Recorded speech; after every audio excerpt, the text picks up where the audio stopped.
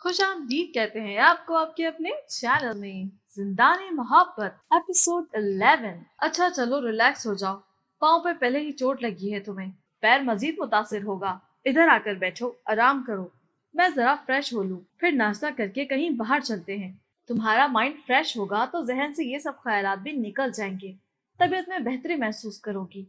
حسن نے اس کی بگڑتی حالت دیکھ کر لہجے میں نرمی پیدا کی، پھر اسے کندھوں سے تھام کر سہارا دیتا ہوا بیڈ تک لے آیا۔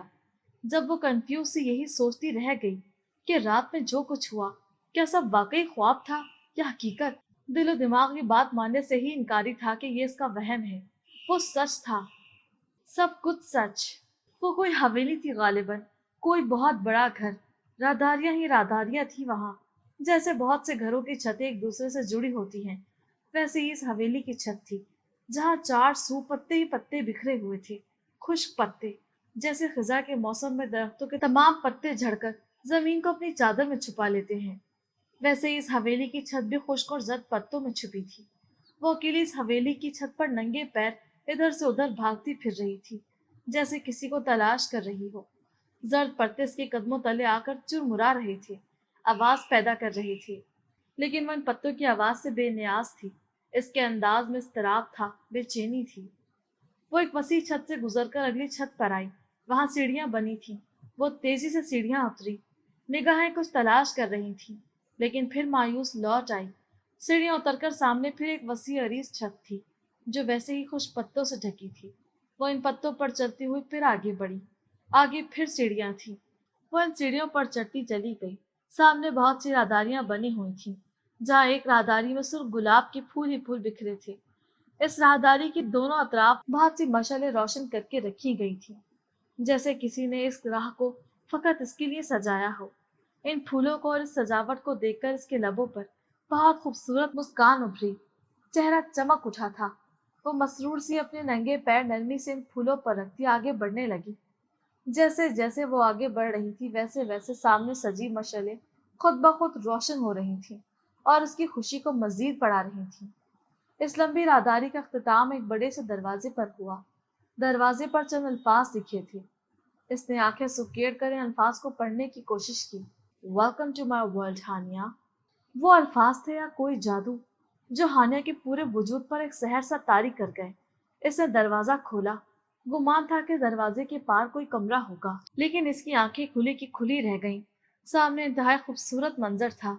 رات کا وقت، سامنے آسمان پر چاند کا بڑا سا تھال تھا، جس نے اپنی دو دھاری روشنی سے ہر چیز کو روشن کر رکھا تھا۔ کافی دور ایک جھیل تھی جس میں چاند کا عکس نظر آ رہا تھا، اور یوں محسوس ہو رہا تھا جیسے زمین پر دو چاند اتر آئے ہوں۔ اس جھیل کے درمیان ایک بہت خوبصورت پلرز پر کھڑی چوکور چھت تھی، جس سے سفید رنگ کی روشنیاں سی پھوٹ رہی تھیں۔ اس جگہ سے دروازے تک ایک لمبی اور پتلی سی سڑک بنی ہوئی تھی، جس کی چوڑائی اتنی تھی کہ اس پر بیک وقت فقط دو لوگ گزر سکتے تھے۔ اس سڑک کے دونوں اطراف بھی روشنیاں تھیں، جیسے بہت سے جگنو ترتیب سے وہاں ڈیرا جمائے بیٹھے ہوں۔ وہ کسی ٹرانس کسی کیفیت میں چلتی ہوئی آگے بڑھنے لگی۔ دروازہ پار کرتے ہی اس کا لباس بدل چکا تھا۔ سفید پریوں کے سے لباس میں وہ کوئی شہزادی معلوم ہو رہی تھی۔ اوپر سے چہرے کی الوہی مسکان اس کے حسن کو مزید بڑھا رہی تھی۔ وہ جگنو اڑ کر اب اس کے گرد منڈلانے لگے، لیکن وہ سیدھ میں دیکھتی آگے بڑھتی گئی۔ جھیل کے اطراف میں درخت ہی درخت تھے، جو اس نیم اندھیرے اور چاند کی چاندنی میں خاصے ہیبت ناک محسوس ہو رہے تھے، لیکن آج اسے بالکل خوف محسوس نہ ہو رہا تھا۔ یوں ہی چلتے چلتے وہ چھت کے قریب آن رکی۔ وہاں ایک بینچ موجود تھی، جس پر کوئی وجود بڑی شان سے براجمان تھا۔ اس کی ہانیہ کی جانب پشت تھی۔ ہانیہ چمکتا چہرہ لیے اس کی پشت کو دیکھنے لگی۔ میں آ گئی، خوشی سے بھرپور لہجے میں بتایا گیا تھا۔ اس کی بات سن کر چند پل کے توقف کے بعد وہ وجود اٹھا۔ تمہیں آنا ہی تھا ہانیہ، میں نے کہا تھا نا کہ تم ایک دن ساری دنیا کو چھوڑ کر میرے پاس آؤ گی، خود اپنی مرضی سے۔ وہ طلسماتی آواز گونجی تھی، جس نے ہانیہ کے دل کو اپنے سحر میں جکڑا تھا۔ ہانیہ چونکی تھی اس آواز پر۔ تم؟ وہ ایک دم خوف سے لرز کر رہ گئی تھی، دو قدم پیچھے لیے تھے۔ تبھی وہ وجود اس کی جانب بڑھا۔ ہانیہ کے منہ سے چیخ نکل گئی۔ وہ ایک دم اٹھ کر بیٹھی، سانس انتہائی تیز چل رہا تھا، پورا وجود پسینے سے شرابور تھا۔ اس نے خوف زدہ نگاہوں سے ارد گرد دیکھا۔ وہ سارا منظر غائب ہو چکا تھا۔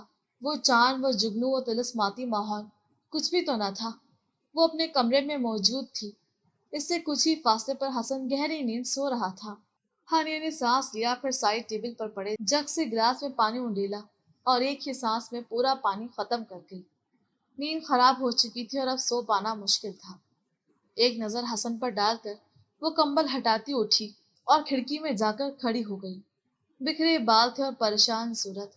بار بار لب کاٹتی وہ اپنے اضطراب کو کم کرنے کی کوشش کر رہی تھی۔ 6 ماہ ہو چکے تھے ان کی شادی کو، اور پچھلے 2 ماہ میں 10 سے 15 بار وہ یہ خواب دیکھ چکی تھی۔ ہر بار ایک ہی منظر، ایک ہی حویلی، وہی وسیع اور عریض چھتیں، وہی راہداریاں، کچھ بھی تو نہ بدلا تھا۔ ہاں لیکن آج خواب کا زیادہ حصہ نظر آیا تھا۔ پہلے وہ صرف دروازے تک پہنچتی اور خواب ٹوٹ جاتا، لیکن آج اس نے دروازے کے پار کا وہ منظر بھی دیکھ لیا تھا۔ خواب میں وہ اس بڑے سے گھر کے مختلف پورشن سے گزرتی نہایت مطمئن تھی، جیسے اس کا اپنا گھر ہو، جیسے اس کی ملکیت ہو وہ گھر، جبکہ آج تک ہانیہ نے وہ گھر، وہ حویلی اصل میں نہ دیکھی تھی، اور جو چیز، جو جگہ اصل میں دیکھی ہی نہیں، بھلا وہ خواب میں کیوں نظر آتی؟ اور ایک بار نہیں، بار بار اور بھی بہت سے الٹے سیدھے خواب نظر آتے تھے اسے، لیکن وہ حسن کو کچھ نہ بتاتی۔ جانتی تھی وہ کبھی یقین نہیں کرے گا، تبھی ہر بات اپنی حد تک محدود رکھنے لگی۔ پہلے کی نسبت کافی خاموش ہو گئی۔ جب ہانیہ نے پورے گھر کا نظام سنبھال لیا تو تائی جی کو بھی اپنے دل کا میل صاف کرنا ہی پڑا۔ بظاہر ان کی زندگی مطمئن تھی، لیکن اندر ہی اندر ہانیہ کا دل ہر وقت ڈرتا رہتا کسی انہونی کے خیال سے۔ آج بھی اس کے ساتھ کچھ عجیب و غریب واقعات ہوتے تھے، لیکن وہ خود ہی ڈرتی رہتی اور اپنے آپ کو تسلیاں دے کر خود کو مضبوط بنانے کے جتن کرتی، لیکن حسن یا باقی سب گھر والوں کے سامنے لب سیے رکھتی کہ کہیں سب اسے پاگل نہ سمجھنے لگ جائیں۔ بابا، ایک ضروری بات کرنی تھی آپ سے، وہ رضا صاحب سے مخاطب ہوا۔ رضا صاحب جو محسن سے اس کی یونیورسٹی اور پڑھائی کے بارے میں پوچھ رہے تھے، چونک کر اس کی طرف متوجہ ہوئے۔ ہاں کہو بیٹا، کیا بات تھی؟ انہوں نے سر ہلاتے ہوئے اجازت دی۔ حسن نے ایک نظر برابر میں بیٹھی ہانیہ پر ڈالی، جو سر جھکائے پلیٹ میں چمچ سے چاول ادھر سے ادھر پلٹ رہی تھی۔ بابا، وہ ایکچولی میری کمپنی مجھے کراچی شفٹ کر رہی ہے، بس اسی بابت بات کرنی تھی آپ سے، اس نے دھیمے سے لہجے میں کہا۔ مبادا کہیں ڈانٹ ہی نہ پڑ جائے۔ کراچی شفٹ کر رہی ہے؟ مگر کیوں؟ یہاں کام کرنے میں کیا قباحت ہے؟ رضا صاحب نے بغور اس کا چہرہ دیکھا۔ باقی سب بھی حسن کی جانب متوجہ ہو چکے تھے۔ بابا، اصل میں کمپنی کراچی میں ایک نیا پروجیکٹ شروع کر رہی ہے، تو وہاں آفس میں نے کسی قابل بندے کی ضرورت ہے۔ میری صلاحیتوں کو دیکھتے ہوئے انہوں نے مجھے وہاں بھیجنے کے بارے میں سوچا ہے۔ صرف 2 سال کی بات ہے بابا، وہاں مجھے رہائش مل رہی ہے، کمپنی کی طرف سے گاڑی بھی، اور میری انکم میں بھی اضافہ ہو رہا ہے۔ صرف اتنا ہی نہیں بلکہ میری پروموشن بھی ہوگی۔ یہ گولڈن آفر ہے میرے لیے۔ آپ جانتے ہیں نا، میرے کریئر کا آغاز ہے یہ، اور میں بہت آگے جانا چاہتا ہوں، تو یہ موقع مجھے بہترین لگ رہا ہے اپنے کریئر کے لیے۔ اس لیے سوچا آپ سب سے مشورہ کر لوں۔ اگر آپ کی اجازت ہو تو میں کمپنی سے کوئی بات کروں۔ وہ خاصا پرجوش لگ رہا تھا۔ رضا صاحب اس کی بات میں سوچ میں پڑ گئے۔ ہرگز نہیں، ارے 2 ہی پتر ہیں میرے، تم بیاہ کر یوں میلوں دور جا کر بیٹھ جاؤ ہم سے، نہ ہم تمہیں دیکھ سکے نہ تم ہمیں۔ بالکل نہیں، صاف انکار کر دو۔ حسن، کام کرنا ہے تو یہیں کر، لاہور میں رہ کر۔ بس، بشرا بیگم نے صفا چٹ انکار کر دیا تھا اس کی بات پر۔ حسن انہیں دیکھ کر رہ گیا تھا۔ ارے چپ کرو بشرا، ابھی وہ کوئی ٹین ایج کا لڑکا نہیں ہے، ماشاء اللہ سے شادی شدہ ہے، کل کو اولاد بھی ہو جائے گی، اسے اپنی ذمہ داریاں سمجھنے دو، اس قابل ہو لینے دو کہ وہ اپنی زندگی کے اہم فیصلے خود لے سکے۔ رضا صاحب نے قدرت سخت انداز اختیار کیا۔ لیکن رضا صاحب، ایسے کیسے میں اپنے بچے کو خود سے جدا کر کے اتنی دور؟ بشرا بیگم منا کر رہ گئی جب رضا صاحب نے ہاتھ اٹھا کر انہیں خاموش رہنے کا اشارہ کیا۔ مجھے بات کرنے دو پہلے حسن سے۔ ان کے کہنے پر بشرا بیگم منہ کے زاویے بگاڑتی چپ ہو گئی۔ ہاں تو بدخودار، تم بتاؤ تم کیا چاہتی ہو؟ میرا مطلب تم راضی ہو جانے کے لیے؟ رضا صاحب نے اس کی خواہش جاننی چاہی۔ بابا، سچ پوچھیں تو آپ لوگوں سے دور میں بھی نہیں جانا چاہتا، لیکن اپنے مستقبل کے بارے میں نہ سوچوں۔ مجھے تو یہ موقع بہترین لگ رہا ہے۔ مجھ سے سینئرز بھی موجود ہیں آفس میں، لیکن باس نے سب کی بجائے مجھے چنا ہے اس پروجیکٹ کے لیے۔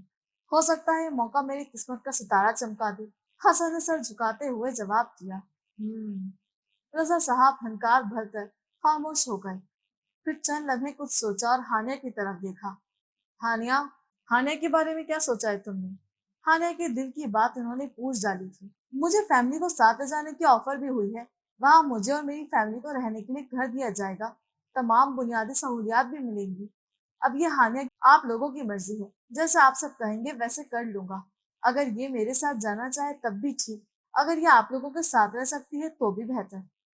हसन ने फकत उनका दिल रखने की खातिर ये सब कहा था, वरना इसका दिल था कि हानिया भी इसके साथ ही जाए। देखो बेटा, तुम समझदार हो और शादीशुदा भी। हम लोगों ने कभी भी तुम पर या मोहसिन पर अपने फैसले मुसल्लत करने की कोशिश नहीं की। शादी एक बहुत बड़ी जिम्मेदारी है, जिसके बाद इंसान को चौंचले छोड़कर प्रैक्टिकल लाइफ में संजीदा होना पड़ता है।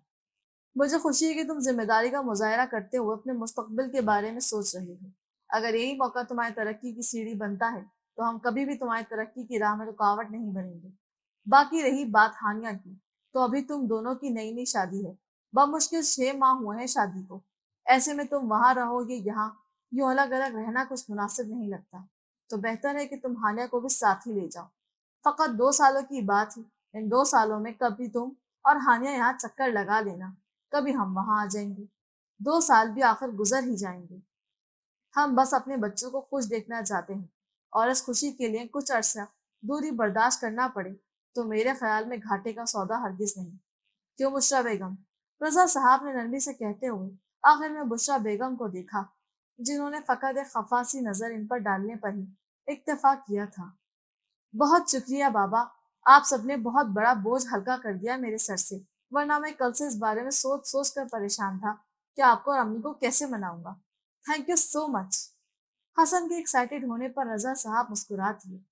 वो दरवाजा नॉक करता बॉस की इजाजत से इनके कैबिन में दाखिल हुआ। वहां इसकी बॉस असद बेग के अलावा एक और शख्सियत भी मौजूद थी। हसन ने ज्यादा ध्यान नहीं दिया इनकी तरफ। सर, कुछ बात करनी थी आपसे, अगर आप फ्री हैं इस वक्त। हसन ने एक निगाह असद बेग के सामने बैठे शख्स पर डाली, और इसे एतराफ करना पड़ा था कि वो जो भी था, इंतहाई खूबरू और दिलकश शख्सियत का मालिक था। रंगत इंतहाई सफेद थी, सब्ज आंखें, आंखें जिनमें एक खास चमक आंखों को मजीद दिलकशी अदा कर रही थी। भूरे बाल जेल से सेट किए गए थे। 3 पीस सूट में मलबूस वो शख्स शाहाना अंदाज में बैठा था। इसके हर हर अंदाज से इसकी इमारत जाहिर हो रही थी।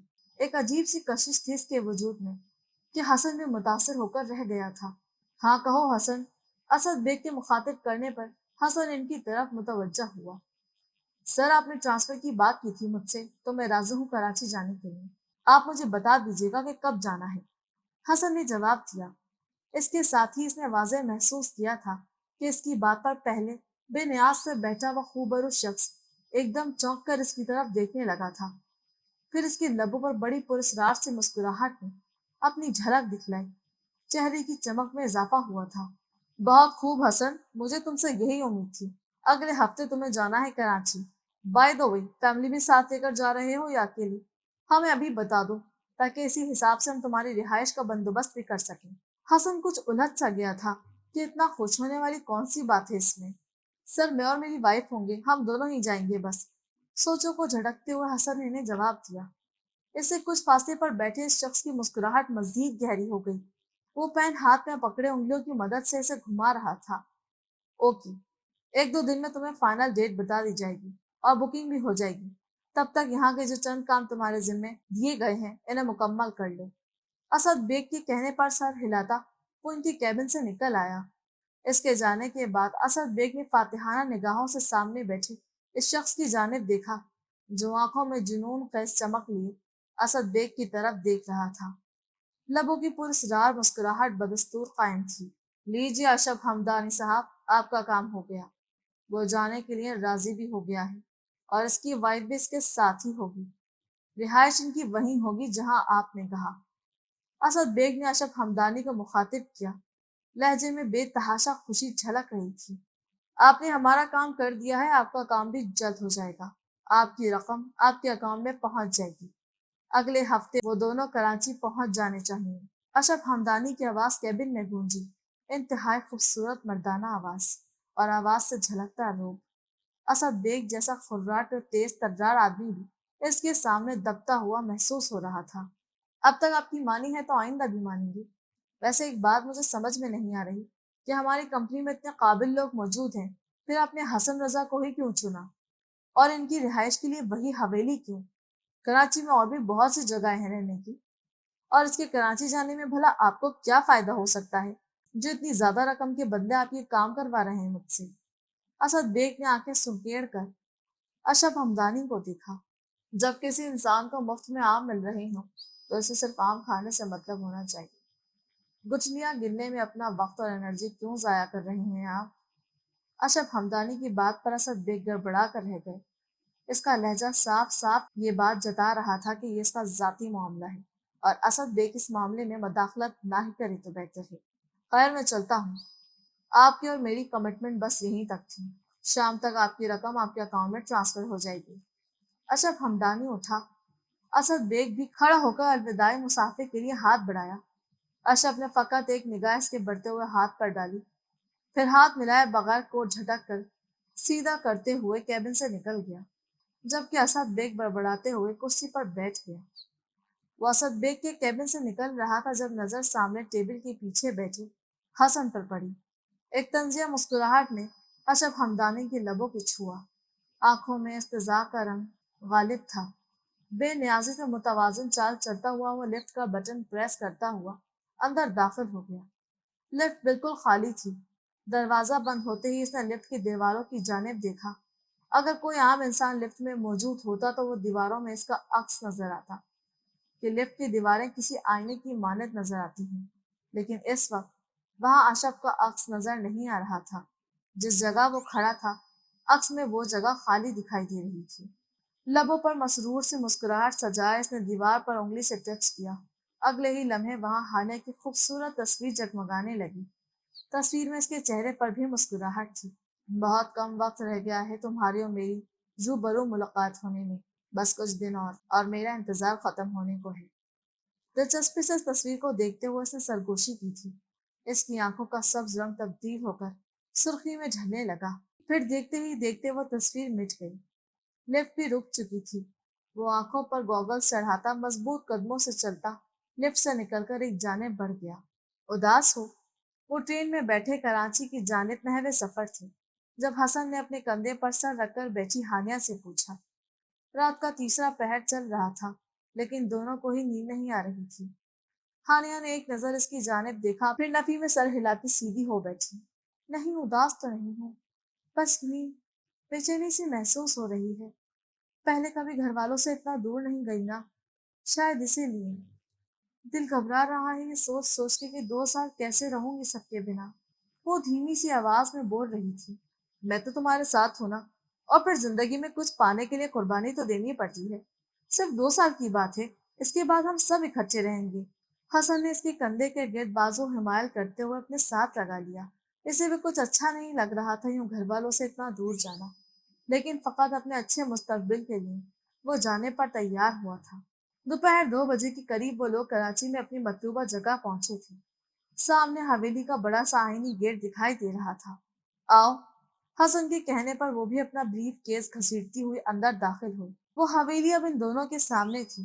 دونوں طائرانہ جائزہ لے رہے تھے اس جگہ کا۔ سامنے کا پورشن جدید انداز میں تعمیر کروایا گیا تھا جہاں حسن اور ہانیہ کو قیام پذیر ہونا تھا۔ تھوڑا سا آگے بڑھنے پر حویلی کا وہ حصہ نظر آنے لگا جو کھنڈر کی سی شکل اختیار کر چکا تھا۔ حویلی تا حد نگاہ پھیلی ہوئی تھی۔ ہانیہ ٹھٹک سی گئی تھی اس حویلی کو دیکھ کر۔ کچھ عجیب سا احساس ہوا تھا اسے۔ وہ کراچی پہلی بار آئی تھی، لیکن یوں محسوس ہو رہا تھا جیسے اس حویلی سے، اس گھر سے اس کا کوئی پرانا رشتہ ہو، بہت ہی پکا رشتہ، جیسے وہ پہلے بھی اس حویلی کی در و دیوار سے واقفیت رکھتی ہو۔ وہ اس حویلی کو پہلے بھی کہیں دیکھ چکی تھی، لیکن کہاں، یہ ذہن میں نہیں آ رہا تھا۔ وہ اپنے ہی خیالوں میں الجھی ہوئی حویلی کے پرانے حصے کو دیکھے جا رہی تھی جب اسے تپش کا احساس ہوا۔ اس نے چونک کر ادھر ادھر دیکھا، تبھی کسی نے اس کے کان کے قریب سرگوشی کی، welcome to my homeland. Haniya خوف سے سرد پڑنے لگی۔ یہ آواز وہ پہچانتی تھی، یہ آواز، یہ لہجہ اس کے لیے اجنبی ہرگز نہ تھا۔ تو کیا وہ یہاں بھی آن پہنچا تھا؟ اس کی ریڑھ کی ہڈی میں سنسنی خیز لہر دوڑ گئی۔ تپش کا احساس ختم ہو چکا تھا۔ وہ آنکھوں میں ہر اس لیے کھڑی تھی جب حسن نے اس کے شانوں کو تھاما۔ کہاں کھوئی ہو یار، کب سے بلا رہا ہوں، چلو اندر چلیں۔ حسن کے کہنے پر اس نے خالی خالی نگاہوں سے دیکھا، پھر ایک نظر حویلی کے پرانے حصے پر ڈالی، جس کے بڑے سے داخلی دروازے پر ایک بڑا اور وزنی تالا ڈالا گیا تھا۔ گھر دیکھ کر حسن کا موڈ فریش ہو چکا تھا، تبھی وہ ہانیہ کو ساتھ لیے اندر کی جانب بڑھ گیا، جبکہ ہانیہ کی نگاہیں حویلی کے اس پرانے حصے پر جمی تھی۔ ہانیہ، میری فائل نہیں مل رہی یار، تمہیں دی تھی، کہاں رکھ دی ہے؟ حسن کی جھنجھلائی ہوئی آواز ابھری۔ ہانیہ جو کچن میں اس کے لیے ناشتہ بنا رہی تھی، سینڈوچ میکر کا سوئچ آن کرتی جلدی جلدی کمرے میں آئی۔ کون سی فائل کی بات کر رہے ہیں آپ حسن؟ حسن کو مختلف دراز کھنگالتے دیکھ کر ہانیہ نے پوچھا۔ بلیک کلر کی فائل پرسوں تمہیں دی تھی، اور ساتھ تاکید بھی کی تھی کہ بہت ضروری پیپرز ہیں اس فائل میں، سنبھال کر رکھنا ہے اسے، لیکن اب نہیں مل رہی۔ حسن نے پیشانی مسلی۔ وہ میں نے بیڈ کی سائڈ ٹیبل کی دراز میں رکھی تھی، میں دیکھتی ہوں وہاں، وہ کہہ کر آگے بڑھی۔ حسن بھی اس کے ساتھ ہی بیڈ کی جانب بڑھا، آس لیے کہ شاید فائل وہی ہو۔ ہانیہ نے پورا دراز کھنگال لیا لیکن فائل وہاں نہیں تھی۔ جب اسے اچھی طرح یاد آیا، فائل اس نے خود رکھی تھی۔ بار بار پاگلوں کی طرح اس دراز کو چیک کرتی وہ ادھر سے ادھر ہاتھ مار رہی تھی، جیسے وہ فائل نہیں کوئی سوئی ہو۔ انتہائی غیر ذمہ دار عورت ہو تم ہانیہ، ایک فائل تک نہیں سنبھال کر رکھ سکتی تو گھر اور شوہر کیا خاک سنبھالو گی؟ حسن اس کی غائب دماغی سے ویسے ہی چڑھنے لگا تھا۔ اب جب وقتاً بوقتاً اس کی ضرورت کی چیزیں بھی غائب ہونے لگی تو وہ اپنے غصے کا بلا جھجک اظہار کرتا گیا۔ حسن، بلیو می، میں نے فائل یہیں رکھی تھی۔ ہانیہ رونے والی ہو گئی۔ یہاں رکھی تھی تو کہاں گئی؟ ہاں، زمین کھا گئی، آسمان نکل گیا، یا کوئی بھوت آیا تھا ہمارے گھر جو فائل اڑا لے گیا؟ تم جانتی بھی ہو کتنے اہم ڈاکیومنٹس تھے اس فائل میں۔ سر نے میرے ہینڈ اوور کی تھی وہ فائل، اب کیا جواب دوں گا میں نے جا کر کہ میری بیوی کہیں رکھ کر بھول گئی ہے فائل کو؟ ہانیہ، کبھی گھر کے کاموں میں بھی اپنا دماغ حاضر رکھ لیا کرو۔ پتہ نہیں سارا دن گھر میں رہ کر تم کرتی کیا ہو، کن خیالوں میں کھوئی رہتی ہو کہ میری چند چیزیں تک نہیں سنبھالی جاتی تم سے۔ حسن اس پر چلا رہا تھا، جبکہ وہ بے بسی سے سر جھکائے لب کاٹ رہی تھی، آنکھوں میں آئے آنسو کو پیچھے دھکیل رہی تھی کہ اگر حسن یہ آنسو دیکھ لیتا تو مزید غصہ آتا اس سے۔ اب یوں بت بن کر کھڑی رہنے کا ارادہ ہے؟ آفس بھی بھوکا جانا پڑے گا کیا، تاکہ وہاں جا کر سر کی ڈانٹ سے ہی پیٹ بھر لوں؟ اسے یوں کھڑے دیکھ کر حسن کو مزید تپ چڑھی۔ ہانیہ ضبط کرتی مڑی اور کچن میں آئی، تبھی عجیب سی بدبو نے اسے بوکھلا کر رکھ دیا تھا۔ وہ تیزی سے سینڈوچ میکر کی طرف آئی، سوئچ آف کرنے کے بعد دیکھا تو سینڈوچز جل چکے تھے اور اس کی بدبو پورے کچن میں چکر لگا رہی تھی۔ اف، آج تو پہلے ہی اتنا لیٹ ہو چکا ہوں، اوپر سے فائل بھی نہیں مل رہی، آج کلاس تو پکی لگے گی۔ ہانیہ، جلدی ناشتہ دے دو، حسن بولتا ہوا کچن میں ہی چلا آیا، جہاں ہانیہ پریشان سے انگلیاں مروڑ رہی تھی۔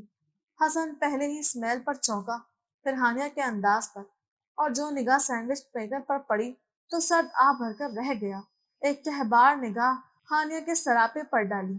کل سے تم ایسا کرنا، کیوں صبح سویر اٹھنے کی زحمت مت کرنا، بہت شکریہ اب تک کی نوازشات کا، لیکن میں اب سے سب کام اپنے خود کر لیا کروں گا، کم سے کم اس طرح کی خواہش سے تو بچ جاؤں گا۔ تلخ لہجے میں کہہ کر وہ کچن سے بھی جا چکا تھا۔ کچھ دیر بعد گاڑی سٹارٹ ہونے کی آواز سنائی دی، وہ تیزی سے دروازے کی طرف آئی۔ حسن گاڑی گیٹ سے نکال رہا تھا، آج اسے گیٹ تک کھولنے کو نہ کہا تھا۔ گاڑی گیٹ سے نکال کر اب وہ خود گیٹ بند کر رہا تھا۔ ہانیہ دکھ بھرے نگاہوں سے اسے دیکھنے لگی، جو مڑ کر اس کے وجود پر ایک نظر ڈالے بغیر جا چکا تھا۔ 6 ماہ پورے ہو چکے تھے انہیں کراچی آئے۔ بظاہر زندگی نارمل تھی، لیکن سب نارمل ہوتے ہوئے بھی کچھ نارمل نہ تھا، خصوصاً ہانیہ کے لیے۔ اس کا اور حسن کا رشتہ خاصا کمپلیکیٹڈ ہو چکا تھا۔ ان 6 مہینے میں بہت عجیب و غریب واقعات ہوئے تھے ہانیہ کے ساتھ۔ دن میں حسن کے جانے کے بعد کام کرنے والی ماسی آتی، 1 ڈیڑھ گھنٹے میں کام ختم کر کے وہ چلی جاتی۔ اس کے بعد ہانیہ بالکل اکیلی ہوتی، لیکن پھر بھی اسے ہر پل گھر میں کسی کے وجود کا گمان ہوتا۔ حسن رات گیا آتا، تب تک ہانیہ ایک انجانے سے خوف میں لپٹی رہتی۔ رات کو حسن کے آنے پر وہ سکون کا سانس لیتی۔ اس گھر میں تنہا رہتے رہتے وہ تنہائی کی عادی ہوتی جا رہی تھی۔ ہنسنا بولنا کم کر دیا تھا، اکیلی بیٹھی گھنٹوں نہ جانے کیا سوچتی رہتی۔ حسن جب کبھی اسے باہر لے جانا چاہتا تو وہ ہمیشہ انکار کر دیتی۔ وہ لوگوں کو فیس کرنے سے، دنیا کا سامنا کرنے سے ڈرنے لگی تھی۔ نہ جانے کیسا احساس کمتری تھا اس کے دل میں، جو اپنی جڑیں مضبوط کرتا جا رہا تھا۔ اس نے سجنا سنورنا چھوڑ دیا تھا، اپنے وجود پر دھیان دینا ترک کر دیا تھا۔ یوں گھر میں اسے اکیلے دیکھ کر کسی بدلو کا گمان ہوتا تھا۔ پھر اچانک ان کے گھر سے مختلف چیزیں غائب ہونے لگیں، خاص طور پر حسن کی ضرورت کی چیزیں۔ ہانیہ جہاں کوئی چیز رکھتی تو ضرورت کے وقت وہ چیز اس جگہ موجود نہ ہوتی۔ شروع میں حسن نے اگنور کیا، پیار سے ہانیہ کو سمجھایا کہ وہ اپنا دھیان رکھے اور حسن کی چیزوں کا خیال رکھے، لیکن کوئی رزلٹ نہ پا کر وہ چڑھنے لگا۔ ہانیہ کی سرد مہری اور سرد مزاجی پر غصہ کرنے لگا۔ ہانیہ بے قصور ہوتے ہوئے بھی مجرموں کی طرح سر جھکائے کھڑی رہتی۔ حسن اپنے کام کی لگن میں اتنا کھو چکا تھا کہ اس کے پاس ہانیہ کے جذبات اور احساسات کی فکر کرنے کا وقت ہی نہ تھا۔ وہ اتنا تو سمجھ پایا تھا کہ ہانیہ بدل رہی ہے، لیکن اس بدلاؤ کی کیا وجہ ہے یا کون سی حالات اس کے پیچھے، یہ سب جاننے کی فرصت ہی نہ تھی اس کے پاس۔ ہانیہ کی دل کی باتیں سننے کا، اپنی دل کی باتیں کہنے کا، اپنی بیوی سے پیار اور محبت کے اظہار کرنے کا اس کے پاس وقت ہی نہ ہوتا تھا۔ کام کی دھن اور پروموشن کے دکھائے گئے خواب میں ایسے دن اور رات کی تمیز بھلا دی تھی۔ اس کی اس بے نیازی اور بے فکری پر ہانیہ اپنے خول میں ہی قید ہوتی ہوتی مزید تنہا ہوتی چلی گئی۔ اب تو یہ عالم کہ حسن اسے بالکل اجنبی لگنے لگا تھا، اپنا اور اس کا رشتہ کھوکھلا محسوس ہونے لگا تھا۔ محبت اور انسیت نام کا کوئی جذبہ موجود ہی نہ تھا۔ مغرب کے بعد اندھیرا پھیلنے لگا۔ وہ چھت پر اداس سی بیٹھی تھی، مما بابا کی شدت سے یاد آ رہی تھی۔ تائے جی اور محسن کو بھی مس کر رہی تھی۔ جب وہاں تھی تو ان کے آس پاس کتنی رونقیں تھیں، ہر وقت شرارتیں، ہنسی مذاق۔ تب حسن اور اس کا رشتہ بہت اچھا تھا، لیکن یہاں آنے کے بعد ہر معاملہ بگڑتا جا رہا تھا۔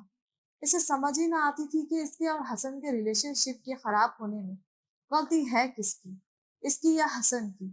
وہ ہر ممکن کوشش کرتی کہ حسن کو شکایت نہ ہو اس سے، لیکن ہر بار وہ دونوں کچھ قریب آنے لگتے تبھی کچھ نہ کچھ ایسا ہوتا کہ دوریاں مزید بڑھ جاتی۔ اپنی ہی خیالوں میں ڈوبی وہ مختلف سوچوں کے گھیرے میں تھی، جب ایک دم اسے تیز خوشبو کا احساس ہوا۔ وہ چونکی۔ خوشبو اچھی تو تھی لیکن اتنی تیز تھی کہ اس کے حواس مختل ہونے لگے، اور پریشانی کی بات یہ تھی کہ یہ خوشبو آ کہاں سے رہی ہے۔ وہ پرفیوم یوز نہیں کرتی تھی۔ حسن پرفیوم استعمال کرتا تھا، لیکن وہ کمرے سے تیار ہو کے جاتا تھا اور اس کی پرفیوم کی خوشبو بالکل الگ تھی۔ پھر یہ چھت پر خوشبو کیسی؟ اس نے چونک کر ادھر ادھر دیکھا، لیکن وہاں اس کے علاوہ کوئی اور وجود کا نام و نشان تک نہ تھا۔ وہ الجھ رہی تھی تبھی کہیں سے ایک باز کے سائز جیسا عجیب سا پرندہ اڑتا ہوا اس کی طرف آیا۔ اس کا سارا رنگ سفید تھا، جبکہ گردن سے چونچ تک وہ سرخ رنگ کا تھا۔ اس کے وجود سے عجیب سی روشنیاں پھوٹ رہی تھیں۔ دکھنے میں وہ پرندہ خاصا خوبصورت لگ رہا تھا، لیکن ہانیہ اس کے اپنی جانب بڑھنے پر خوف زدہ ہوتی نیچے بیٹھ گئی۔ وہ پرندہ اس کے سر کے اوپر آ کر منڈلانے لگا، ساتھ ہی عجیب سی آوازیں نکالنے لگا۔ ہانیہ کانپتی ہوئی گھٹنوں میں منہ چھپا گئی، لرزتے ہونٹوں سے مختلف دعائیں نکل رہی تھیں۔ اس پرندے نے 3 چکر کاٹے اس کے سر کے اوپر، پھر اڑتا ہوا دور آسمان میں غائب ہو گیا۔ ساتھ ہی خوشبو کا وہ احساس بھی ختم ہونے لگا۔ بہت دیر بعد ہانیہ نے سر اٹھایا تو وہاں اس پرندے کو نہ پا کر کچھ تسلی ہوئی۔ وہ اٹھ کر تیزی سے نیچے بھاگی، حلق خشک ہو رہا تھا۔